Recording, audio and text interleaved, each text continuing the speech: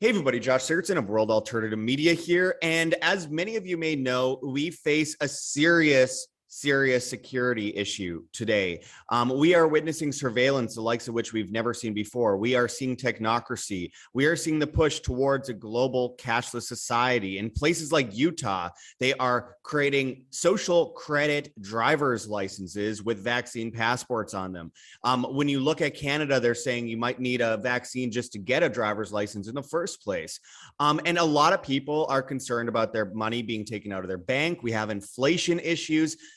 Obviously, the problems are piling up, and with problems, we need solutions. And that's why today we are joined once again by the awesome Max Freeman of Epic Cash, the man behind Epic Cash. You hear us talk about it a lot here at World Alternative Media. And first of all, thank you very much for joining us, Max. Let's talk a little bit about why Epic Cash is such a great solution to these problems, whether it be security, surveillance, whether it be stolen funds, whether it be whatever it might be. Epic Cash seems to be one of the best prevailing cryptos out there, built on Wimble's protocol, and appearing to really just copy and replace Bitcoin as a privacy coin. Can you kind of go into that a little bit?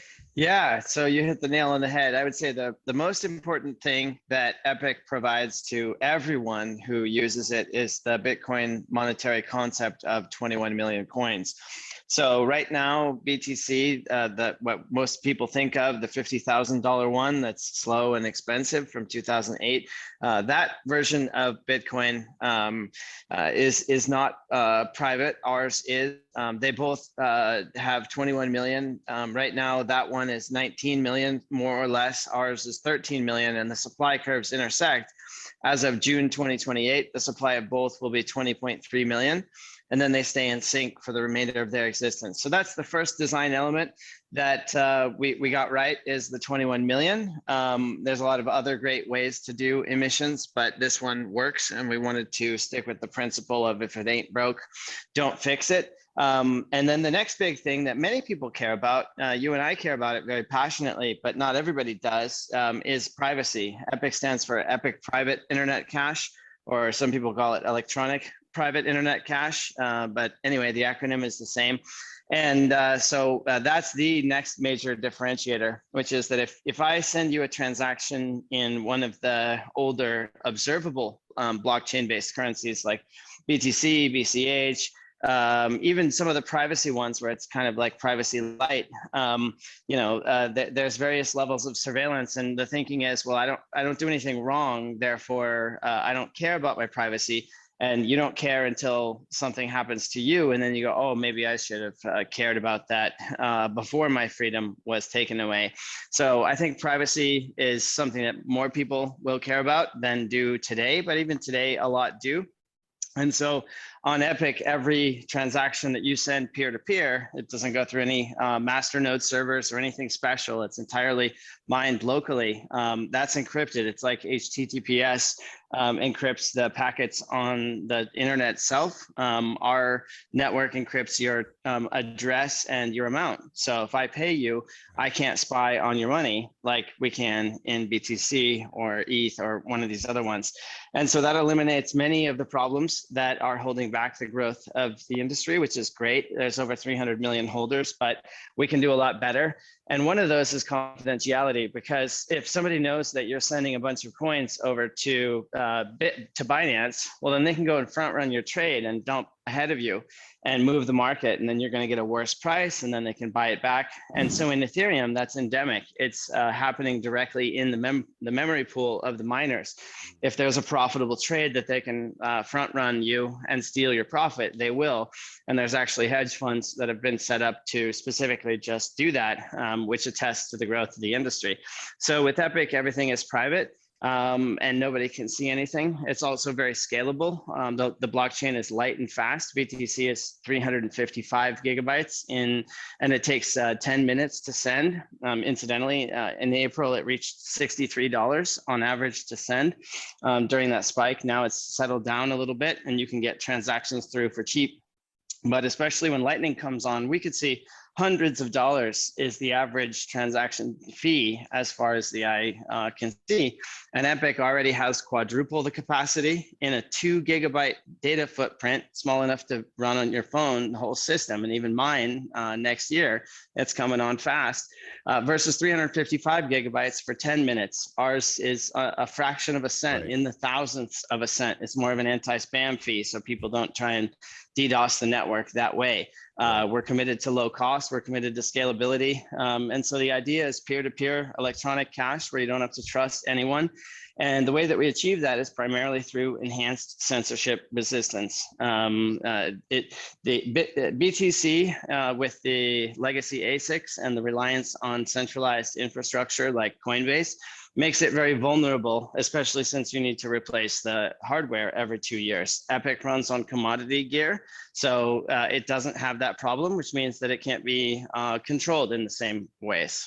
Right. And so I wanted to let everyone know this isn't investment advice. Do your own due diligence. And of course, we aren't getting paid for this interview. I just truly support what Epic Cash is doing. And I want to let everyone know if they wanted to get it, they could go to Vite or Vite, Vitex Exchange. You could download the app on your phone and you could send Bitcoin through cross-chain transaction and trade on the market into Epic 002.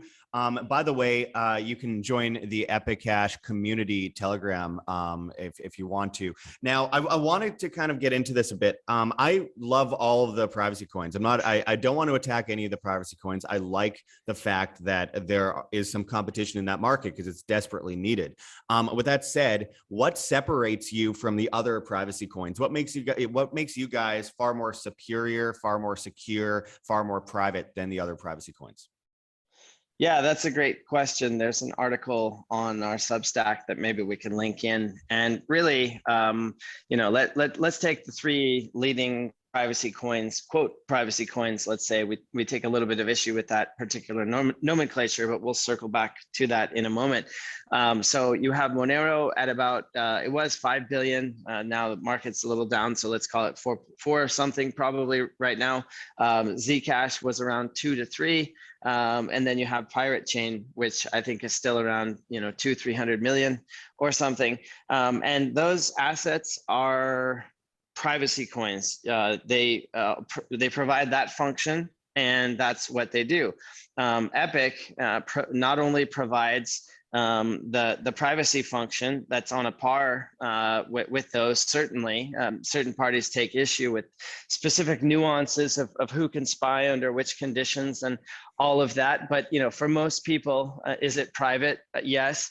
Can anybody spy on you? No. Like I don't particularly care about 3-letter agencies surveilling what I do, particularly because the amounts are encrypted. So even if you're in a repressive place like Australia, where people know that you are using it, they can't know whether you're playing around with dust or pennies, or whether you're moving volume. So the zero knowledge aspect of it is equivalent to the other ones, but Epic is so much more, because just as a fighter jet can't fly without the small amounts of rare earth metals that the advanced components need, those things are just inordinately expensive because there's so little of it out there. That's why they call them rare earths. They're actually, it's an interesting story. They're abundant, but they're in small concentrations, and so that makes them economically difficult to mine. So it's kind of akin to Epic. So the role of Epic is to provide a scarcity component inside our ecosystem. We actually backed into the design of Epic, realizing that we needed a reliable store of value component according to the Bitcoin design, but one that wouldn't be censorable in the same kind of ways as BTC, particularly around tainted coins, or authorities saying, you know what, those Chinese BTC, those are now suspect. We're not going to accept those over here in the West. When the government took the Silk Road coins, they were tainted. And then when Tim Draper's fund wanted to buy them, they're not tainted anymore. So you have this network saying the coins are valid, and then you have a political process, a supplementary off-chain political process where, you know, that some coins are more equal than others. And that's a problem on many levels, but just at a basic level, diamonds are unique. Each one has to be looked at individually. That's how BTC is. Whereas a dollar bill has fungibility. You don't really care which one you get as long as they're all valid.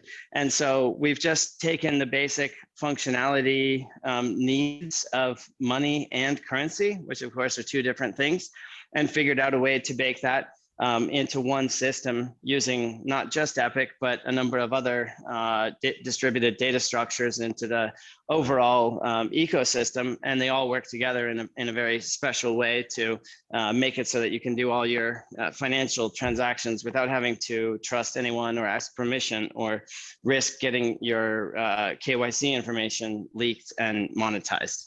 Right. So what are the benefits to mining Epic? Because, you know, a lot of people, when they look at, for example, the supply of a coin, you know, there's certain privacy coins that I won't name that were so pre-mined that there's very little benefit to mining them. Is Epic beneficial to mine, and will people be able to mine it on their phone? Yeah, so that's one of the things that we're proudest of is the level of decentralization of the network. So just to put data points on it, Monero is about 90+% emitted.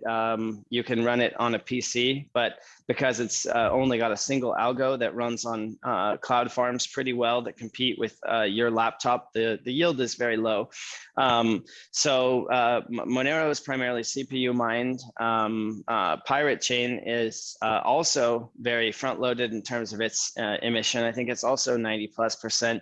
But you need special equipment. You need an ASIC miner from Bitmain. I think those particular ones are about $5,000 or something. And you can only run them for about 24 months, usually, depending on your electricity cost and so on, before the new ones come on and they're 10 times better and they push yours off. So, you know, ASIC miners usually are happiest on the day they get it, and then the day they finally throw it away and never do that again. And Ethereum, of course, is moving off of GPU mining. That's always been the big one, onto proof of stake. And people are going to be seeking alternatives. And so if you look at our hash rate, we've got two good ones. epicmine.org is a new one that if you haven't seen, definitely check it out. And of course, explorer.epic.tech. So you can see the response to the recent price increase on the RandomX side, which is the CPU targeted. You can plug in a laptop, or, you know, if you've got spare computers doing anything, that's what that one uses. 48% for that, 48% on GPU if you have a gaming rig. And they take turns round robin. So it's not only low energy when it's not hashing, it's not consuming energy. They're kind of on standby, waiting to take turns for that next time that's their turn for the algorithm. But it's also very secure because you need to get control of multiple algorithms to attack the network, and they're not really nice hashable, and you'd have to do a bunch of plate spinning. And you know, so the long and short of it is that we've got a very strong basis, and the next frontier of that is mobile mining. And a little secret for tinkerers out there, if you're familiar with XM Rig or any of these ones that people are doing with the Monero mining, or any of the other RandomX or random ARM coins, then you can go and mine Epic today on phone farms. There's nothing stopping anyone. So at a technical level, you can do it, but just because theoretically I could jump in the ocean and swim to Australia doesn't mean that I can practically swim to Australia. And in our case, we risk centralizing the network unless we have enough pools to handle 15.1 billion mobile devices. That's the number. Like, imagine if somebody figured out how to wire all the Samsung fridges into a giant network, and they controlled the network in, you know, cause some problems. So we need to have redundancy at the pool level. Right now, the most widely distributed proof of work crypto coin out there is Ethereum, with a couple dozen pools. Let's call it, 50 or so have any kind of meaningful market share. BTC has about 25 pools, something like that. Some of the proof of stake networks, like Cardano has 2,800 stake pools last I checked. Solana and Avalanche might have 1,000 validators or so on. And so these networks kind of find scalability limiters and centralization points in their design as they grow, and that causes problems. Like, if you really look at how did BTC become so compromised, you can trace a lot of that and lay it at Blockstream's door as an example, or the economic interests of Bitmain or individual exchanges or so on. And so decentralization is really at our core. And so we're making some investments. It won't come out in V3, but luckily V4, 5, 6, and beyond won't be far beyond V3. And we're going to make it possible for people to do their own pools. And so you could set up the World Alternative Media Pool and actually monetize your channel by enabling people to mine to your pool through you and help decentralize the network. And then, you're getting a piece with their referral code and so on. So basically, we're going to be using NFTs to make a pool of pools type structure, where essentially we're sharding the proof of work at the pool level, if that makes sense. Yeah. We're really planning to be super decentralized and keep it that way. Well, that's awesome. And I know you guys have a principal project because obviously you aren't on a lot of exchanges. And I think there's a lot to be said about not paying paying these exchanges for space. A lot of people pick issue with that or take issue with that. And I think that's a good thing, though. Overall, it shows that there's principle to the project. But I do want to point out, like, the first time we talked to you here at World Alternative Media, I remember Epic was somewhere around, I think, 25 cents or something. I really wish I could still buy it at 25 cents, but hey, it is what it is.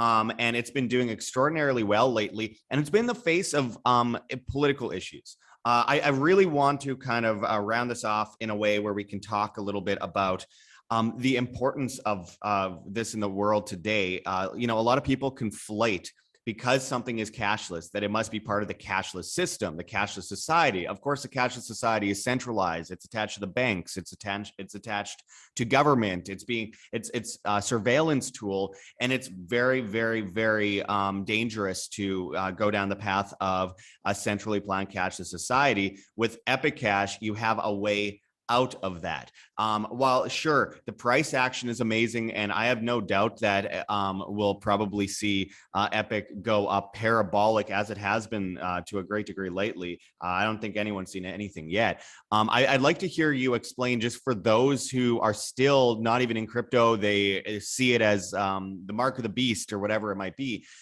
Explain why something that's cashless like Epic could be used to stop this cashless system that is encroaching on us.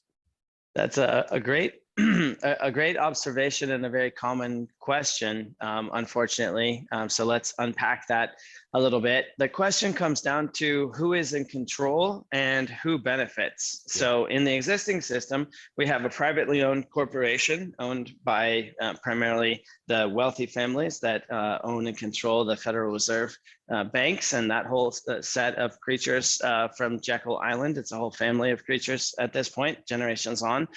And so you have this predatory banking monopoly hanging like a goiter on the throat of the American people, where we're all getting poorer. The minute you get paid $1, it's going to be worth 2% less next month because they're creating so darn many of them. How many dollars are there going to be next month? I can't tell you. Nobody can tell you because they don't know. They're making it up as they go along. So the first thing is that the code of Epic is set in stone and will never change. There can never be more than 21 million coins. Not just is that enforced through the code, but it's also enforced through the social fabric of all of us that are into it. That's central to our identity. So that's never changing. And because you don't have to trust, you actually can trust the system. So if you were holding rubles in the Soviet Union in 1989, you were feeling very, very poor not long after. And the same thing here, the Federal Reserve recently agreed that the current path is unsustainable, quote, and the incoming comptroller of the currency, Omarova, is saying that they're coming for your bank deposits. I don't know if you caught that, but the plan is to move all private bank deposits to the Fed.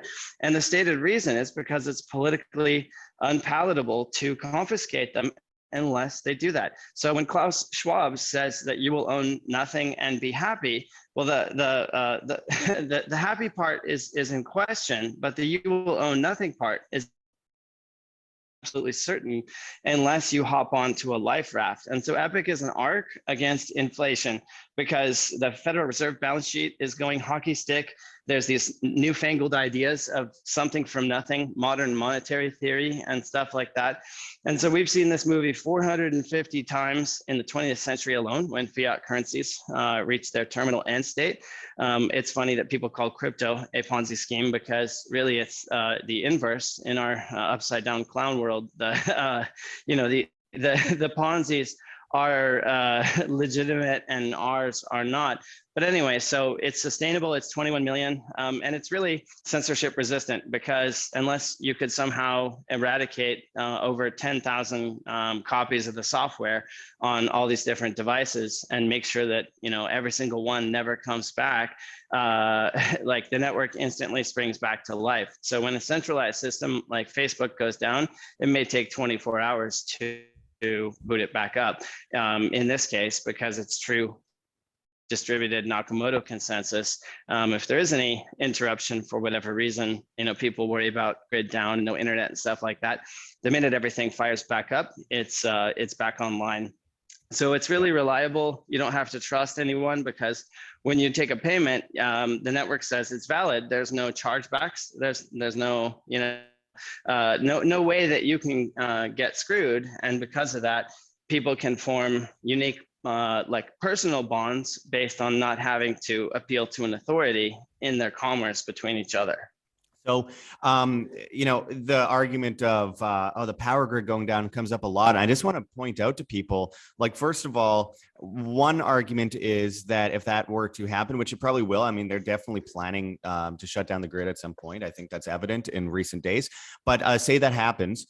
First of all, it wouldn't last too long. And when it did happen, I think the last thing people would be thinking about is their crypto. They're going to be thinking about survival against a hordes of people trying to break into their house. And, things are going to get crazy.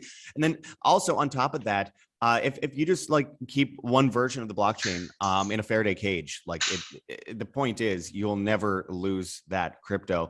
When we are dealing with a point in time where they put up checkpoints and you need social credit and carbon credits and vaccine passes to go from one community to another, which is definitely something they want to do. Whether they actually achieve it or not is another question, but that's what they want to do. Having blocks of gold and silver, yes, great wealth insurance.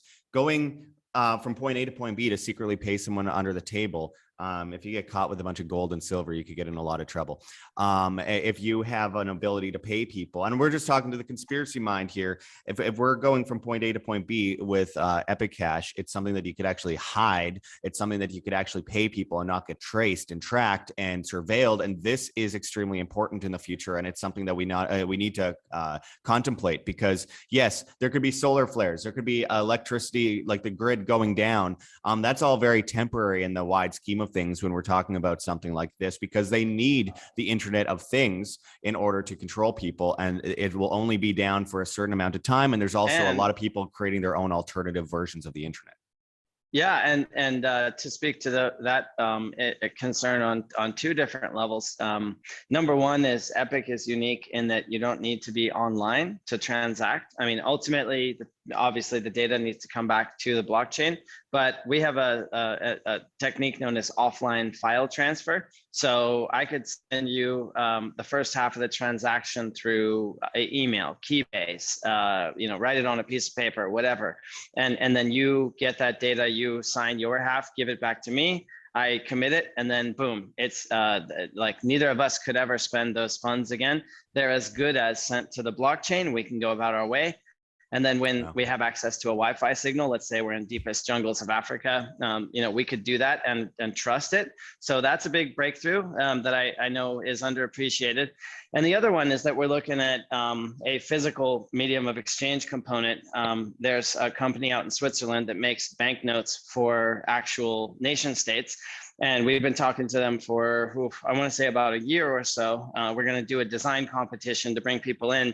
But imagine, an indestructible, like beautiful, work of art level physical note as a medium of exchange. Okay, this is $20 worth of Epic, or whatever you can imagine. Maybe it's a USD reference, maybe it's a number of Epic reference. We're looking at travelers checks and savings bonds and physical currency and so on, and also coins. People need all of the money technologies and currency technologies that we have today, plus the new ones. And so we're trying to get to provide alternatives to everything that's there as much as we can. And we're really gathering momentum because we've been at work for years on this. We're all volunteers, nobody's getting paid. So that kind of slows things down, but also helps the censorship resistance. And so over the past few years, we've been really putting one brick in place to support our long-term ambitions. And as those things come into place, then exponents meet exponents, and it really accelerates things. The more we do, the more we can do, and the bigger we get, the bigger we can get.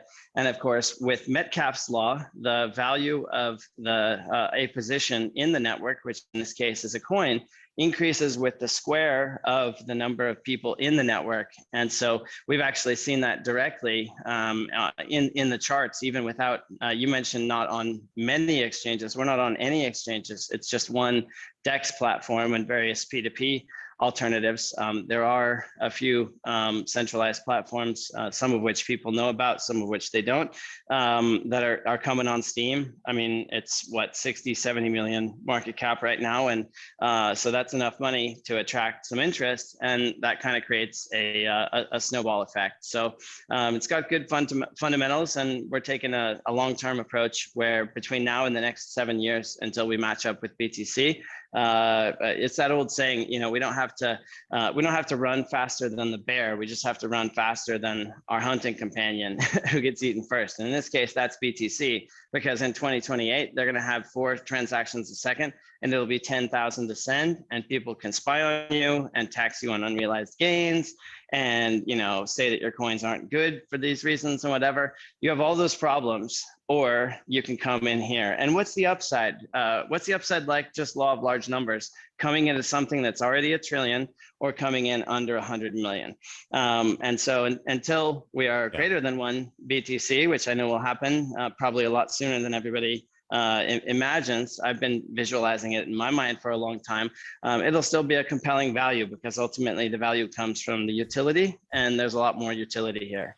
Right. We will outpower the robber barons eventually this way. And this is why I'm a big fan of Epic Cash. And, I want everyone to know that I get offers all the time for $10,000, $12,000, $15,000 just to do one video on a random cryptocurrency. And I never take them. Epic hasn't offered me any money to talk about this. I just believe in them. And I think we need to be going by principle here, because we're looking for solutions to the world's problems. And that's why I'm a big supporter of Epic. And again, you guys can check the links below. As we finish this off, Max, can you tell everyone where they can find out more information on Epic Cash? The best way is to go to t.me/epiccash and join the Telegram group. And we're also on Twitter at Epic Cash Tech. And then there's a great website called epicentral.io that has information in a few dozen languages. So just, search the channel of your choice and reach out and come get involved. It's really a great community, and it's still so early. It's really cheaper today at this price than it was back when we were a half a penny. Just, if you look at the fundamentals, it really is. And so I would encourage everybody to spend the time to plug in a miner, find a way to send somebody $5 and have them send you a coin or whatever. The opportunity is once in a lifetime. And I think most people have that regret minimization framework of like, man, I wish I could go back in time and do things differently vis-a-vis BTC, because we all heard about it. We all wish we had bought more sooner and didn't sell it so soon. And here, because it's designed according to the exact same principles, it really has that chance to go back in time and rewind. And so we refrain from the soft sell, but I'd be doing everybody listening or from the hard sell, but I'd be doing everybody listening a disservice if I didn't say that now is really the time that it's worth taking a good hard look. Absolutely. The momentum is totally explosive. And I do want to point out that all the time I'm bumping into people now that are talking about Epic, people that I don't know, people that approach me at meetups, freedom meetups, etc. It's really catching the eye of the freedom community in a big way. And I think it's only the beginning. So anyways, I appreciate it, Max. Everyone check the links below the video in the description, and hopefully we'll have you on sometime soon again to talk a bit deeper about Epic. Always happy to. Thanks, Josh. Thank you.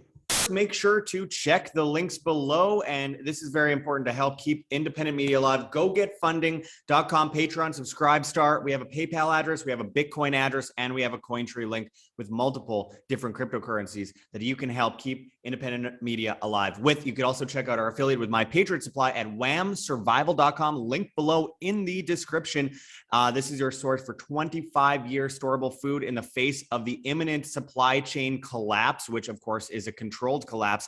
Get your food and be prepared now. See that link below, as well as our affiliate with rncstore.com, Richardson Nutritional Center, your source for Laetrile online, made famous by G. Edward Griffin's book, World Without Cancer. Get your Laetrile, amygdalin, vitamin B17, apricot seeds at that link below. Make sure to also check out the book Controlled Demolition of the American Empire at dollarvigilante.com/book.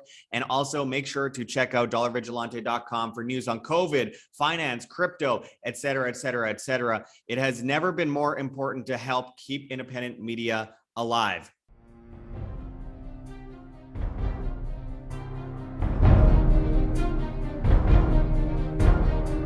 I'm sure you have already changed people's minds in your young age because you're involved, and I like that.